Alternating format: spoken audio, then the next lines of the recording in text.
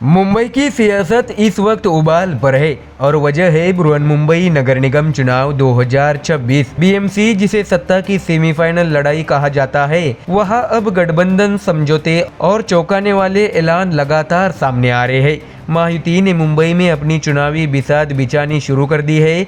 BJP और शिवसेना शिंदे गुट के बीच सीट शेयरिंग को लेकर बड़ी सहमति बन चुकी है। 227 में से 207 वार्डों का फॉर्मूला लगभग फाइनल हो गया। बीजेपी 128 सीटों पर और शिंदे गुट 79 सीटों पर चुनाव लड़ेगा। बाकी 20 सीटें अब सीधे टॉप लीडरशिप के फैसले पर टिकी है। ऐसे में दर्शकों, कहानी सिर्फ मुंबई तक सीमित नहीं है। मुंबई के बाहर पिंपरी चिंचवड़ से एक और बड़ा सियासी संकेत सामने आ गया है। डिप्टी सीएम अजित पवार ने ऐसा बयान दे दिया है जिसने महाराष्ट्र की राजनीति में नई चर्चा छेड़ दी है। चाचा भतीजे यानी एनसीपी के दोनों गुट एक बार फिर साथ चुनाव लड़ते नजर आ सकते हैं। किसान पहचान, विकास की राजनीति और जमीनी मजबूरियों का हवाला देकर अजित पवार ने साफ कर दिया है कि नगर निगम चुनाव में गठबंधन के लिए समीकरण बन रहे हैं। ऐसे में दर्शकों, तो सवाल बड़ा है, क्या नगर निगम चुनाव 2026 महाराष्ट्र की सियासत की दिशा बदल देंगे? क्या महायुति की एकजुटता विपक्ष के लिए चुनौती बनेगी और क्या चाचा भतीजे की नजदीकी नई राजनीति का संकेत है? जवाब ढूंढेंगे इस हमारे खास रिपोर्ट में। दर्शकों, बता दें कि मुंबई से लेकर पिंपरी चिंचवड़ तक महाराष्ट्र की सियासत इस वक्त बड़े मोड़ पर खड़ी है। बृहन्मुंबई नगर निगम यानी बीएमसी चुनाव 2026 को लेकर महायुति ने अपनी रणनीति लगभग फाइनल कर ली और इसके साथ ही यह साफ हो गया है कि सत्ता की यह लड़ाई सिर्फ नगर निगम की नहीं बल्कि पूरे महाराष्ट्र की राजनीतिक दिशा तय करने वाली सेमीफाइनल मानी जा रही है। ऐसे में दर्शकों, बीजेपी और शिंदे गुट के बीच सीट शेयरिंग को लेकर बड़ी सहमति बन चुकी है। कुल 227 वार्डों में से 207 वार्डों का बंटवारा तय कर लिया गया है। समझौते के तहत बीजेपी 128 सीटों पर चुनाव लड़ेगी, जबकि शिवसेना शिंदे गुट 79 सीटों पर अपने उम्मीदवार उतारेगा। शेष 20 वार्ड ऐसे हैं जिस पर अंतिम फैसला शीर्ष नेतृत्व करेगा। यानी यह समझौता महायुति के लिए इसलिए अहम है क्योंकि मुंबई में वोटों का बिखराव रोकना सबसे बड़ी चुनौती माना जा रहा था।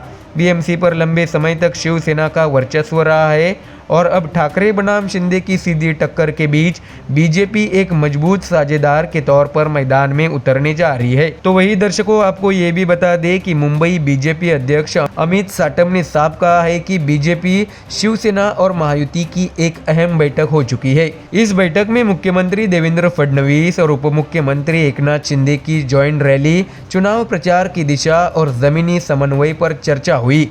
सीट शेयरिंग पर बनी सहमति को उन्होंने रणनीतिक रूप से मजबूत फैसला बताया।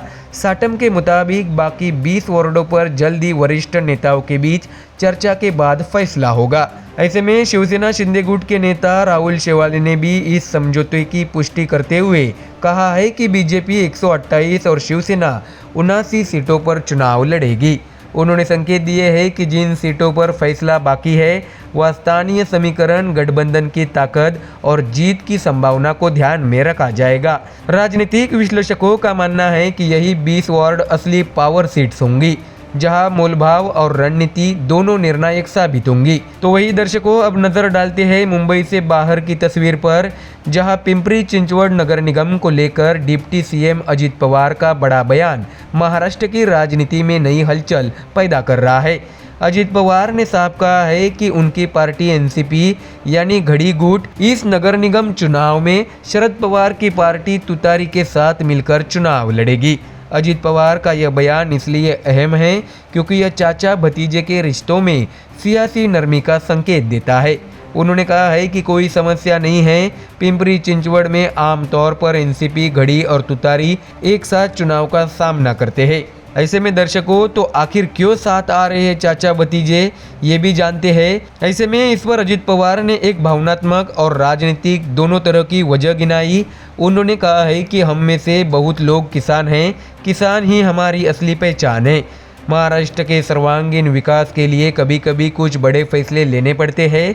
उनके इस बयान को राजनीतिक मजबूरी और जमीनी हकीकत दोनों से जोड़कर देखा जा रहा है। ऐसे में दर्शकों, अजित पवार ने बड़ा संकेत देते हुए कहा है कि 2 दिन में सब साफ हो जाएगा। सीटों के बंटवारे को लेकर भी उन्होंने कहा है कि सभी नेता बैठ चुके हैं, चर्चा हो चुकी है और कुछ बदलाव के साथ बंटवारा लगभग तय है। उन्होंने कहा है कि 2 दिनों में तस्वीर सामने आएगी। साथ ही उन्होंने ये भी चेतावनी दी कि लोग किसी भी झूठे वादे, दबाव या दादागिरी में न आए। ऐसे में दर्शकों, अब बड़ा सवाल यही है कि महाराष्ट्र की राजनीति किस दिशा में जा रही है।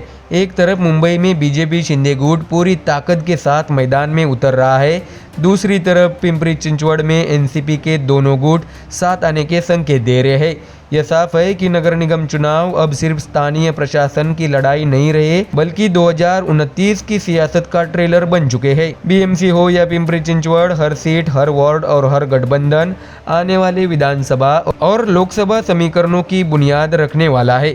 अब सबकी निगाहें अगले 2 दिनों पर टिकी है, जब सीटों का पूरा खाका सामने आएगा और महाराष्ट्र की सियासत की अगली चाल साफ नजर आएगी। ऐसे में दर्शकों, फिलहाल इस खबर में इतना ही। देश और दुनिया की बाकी और खबरें जानने के लिए जुड़े रहिए हमारे चैनल MDR न्यूज़ के साथ। धन्यवाद।